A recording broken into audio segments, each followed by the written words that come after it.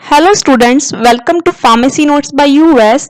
Today we discuss the most important MCQs which is mostly asked in pharmacist and GPET type of examination.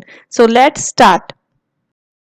पहला question है वो है the term jurisprudentia knowledge of law comes from, यानी कि जो term है जूरिस्प्रूडेंसिया जिसका मतलब होता है नॉलेज ऑफ लॉ, वो किस जगह से ली गई है। ऑप्शंस हैं कि it is a Latin term jurisprudentia, it is a Greek term, it is Chinese term and none of the above. तो जो जूरिस्प्रूडेंसिया है जिसमें ये दो पार्ट से मिलकर बना है जूरिस एंड प्रूडेंसिया, जिसका जूरिस का मतलब होता है लॉ एंड प्रूडेंसिया का मतलब होता है नॉलेज, तो ये जो है ये लैटिन टर्म से लिया गया है, तो इसका आंसर होगा ए।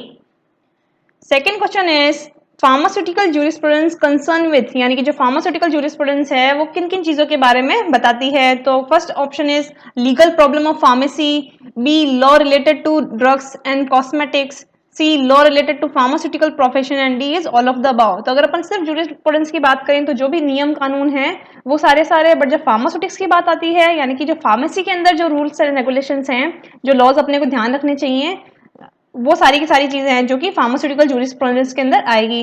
तो ऑब्वियस है जो लीगल प्रॉब्लम्स आती है फार्मेसी के अंदर वो भी इसके अंदर इंक्लूड होगी, ड्रग्स एंड कॉस्मेटिक्स के अंदर जो रिलेटेड मैटर है वो भी इसके अंदर इंक्लूड होगा, एंड साथ ही साथ जो फार्मास्यूटिकल प्रोफेशन है यानी कि जो डिग्री है वो किसे दी जाए, फार्मासिस्ट की ईयर जो है एक्सपीरियंस ईयर वो कितने होने चाहिए, और उनको कौन कौन सी जो फॉर्मेलिटीज हैं वो पूरी करनी पड़ेगी प्रॉपर फार्मासिस्ट बनने के लिए। ये सारी की सारी जो चीजें हैं वो फार्मास्यूटिकल जूरिस्प्रूडेंस के अंदर आती हैं।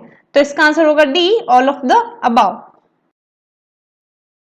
Here is the answer. Jurisprudencia is obtained from the Latin term, and all are the points concerned with the pharmaceutical jurisprudence.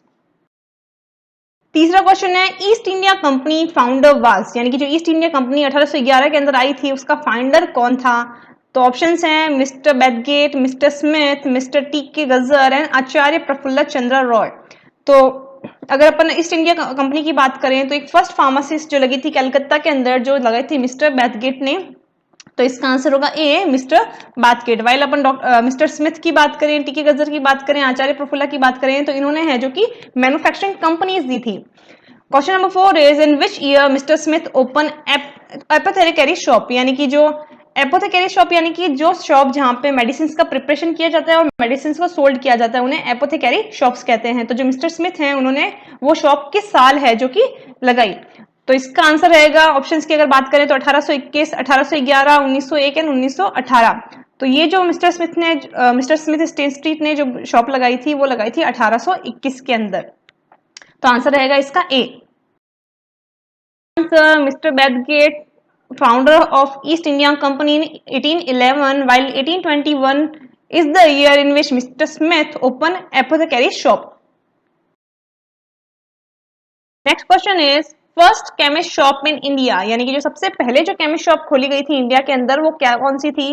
Options की अगर बात करें A Calcutta, B Bombay, C Jaipur and D none of the above. तो अगर आपको previous video में याद है तो मैंने आपको बताया था कि जो बेथगेट थे उन्होंने जो फर्स्ट केमिस्ट शॉप खोली थी वो कलकत्ता के अंदर खोली थी, तो इसका आंसर रहेगा ए कलकत्ता।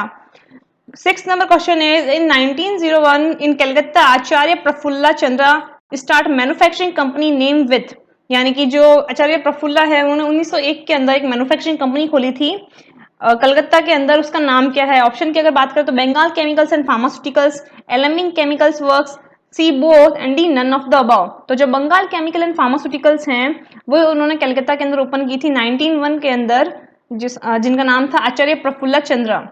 तो answer is a. The first chemist shop in India is built in Calcutta, and while Bengal Chemist and Pharmaceutical Limited is manufactured in Calcutta by Acharya Prafulla Chandra in 1901.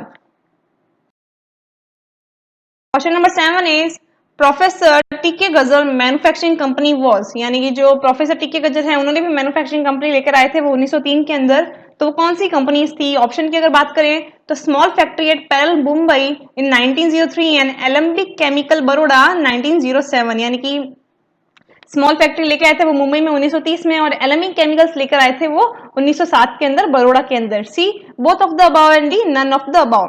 तो दोनों की दोनों company है जो कि professor टीके गजर ने लेकर आई थी मैन्युफैक्चरिंग कंपनी जहाँ पे मैन्युफैक्चर होता था प्रोडक्ट्स का। तो आंसर रहेगा इसका बोथ ए एंड बी।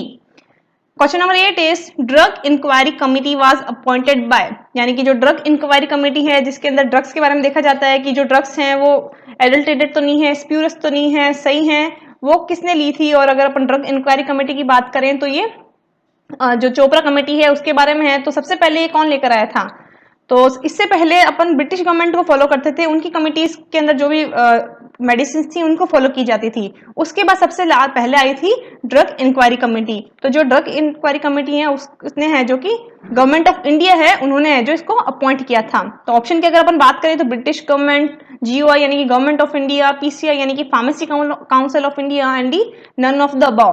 तो इसका आंसर रहेगा B, government of India. Here is the answer. Both Aleming and Pell Mumbai was manufactured company by Professor T.K. Gazar and Government of India appointed Drug Inquiry Committee. Number 9 is the Drug Inquiry Committee also known as, यानी कि जो drug inquiry committee है उसे किस नाम से जाना जाता है। तो अगर अपन ऑप्शंस की बात करें तो Chopra committee, Bora committee, drug consultative committee and none of the above. तो जो ड्रग इंक्वायरी कमेटी है इसका जो चेयरमैनशिप थी वो चोपड़ा सर को मिली थी। तो इसका आंसर रहेगा A, Chopra committee.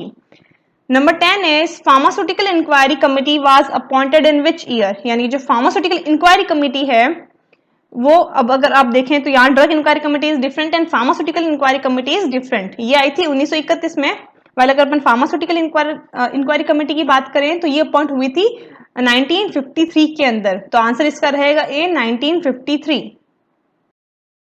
Answer drug inquiry committee also known as Chopra committee and while in 1953 pharmaceutical inquiry committee was appointed. Question is which sentences is correct regarding recommendation by drug inquiry committee या फिर Chopra committee कह दो कि इनमें से कौन सी जो recommendations है वो चोपड़ा कमेटी ने दी थी। ऑप्शन की अगर बात करें सेटिंग अप टेस्टिंग लेबोरेटरीज, यानी कि जो टेस्टिंग लेबोरेटरीज है उनको सेट करना। B appointment of advisory board, एक एडवाइजरी बोर्ड जो कि बता सकता है कि आपको इन चीजों में मॉडिफिकेशन लाना है, इन चीजों में मॉडिफिकेशन नहीं लाना, उसको अपॉइंट करना।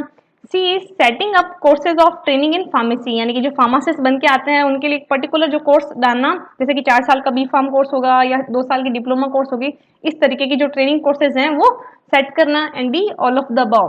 तो ये सारे के सारे जो ऑप्शंस हैं, ये रिकमेंडेशन सी ड्रग इंक्वायरी कमेटी की या फिर चोपड़ा कमेटी की, तो इसका आंसर होगा D, all of the above.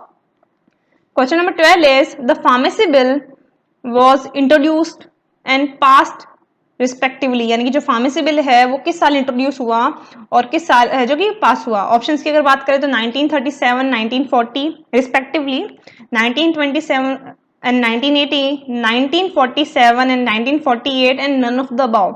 जो बिल है वो इंट्रोड्यूस हुआ था 1937 में, वाइल जो पास हुआ का आया था वो आया था 1940 के अंदर। तो इसका आंसर होगा ए, 1937 and 1940। Here is the answer. All are the recommendations by Drug Inquiry Committee, while 1937 and 1940 was the pharmacy bill was introduced and passed respectively. I hope you understand and enjoy the video. Please like, share and subscribe. Thank you.